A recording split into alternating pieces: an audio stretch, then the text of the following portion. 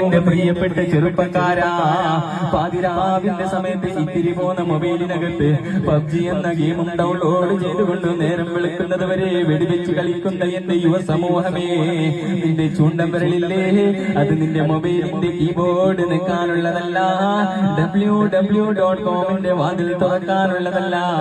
നാളെ നീ മരിച്ചു കഴിഞ്ഞാൽ നിന്റെ മയ്യത്ത് കൊണ്ടുപോയി കബറിൽ വെച്ചതിന് ശേഷം മുങ്കറിന് കീറും കടന്നു വരുന്നതിന് മുമ്പ് ഒരു മലക്ക് കടന്നു വരുമത്രേ. ആ മലക്കിന്റെ പേരാണ്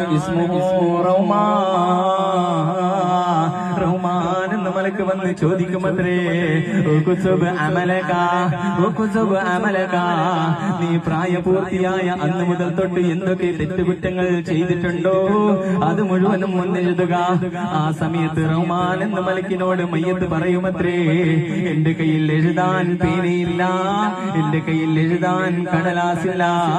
കടലാസില്ലാതെ പേനയില്ലാതെ ഞാൻ എങ്ങനെയാണ് എഴുതുന്നതെന്ന് ചോദിക്കുന്ന സമയത്ത് സുബ്ഹാനല്ലാഹ് റഹ്മാൻ എന്ന മലക്ക് മയ്യത്തിനോട് പറയുമത്രേ, നിന്റെ ചൂണ്ടം വിരലില്ലേ അതിനെ പേനയാക്കടോ, നിന്റെ ഉമനീരില്ലേ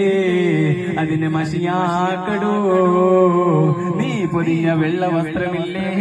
അതിനെ പേപ്പറാക്കടോ,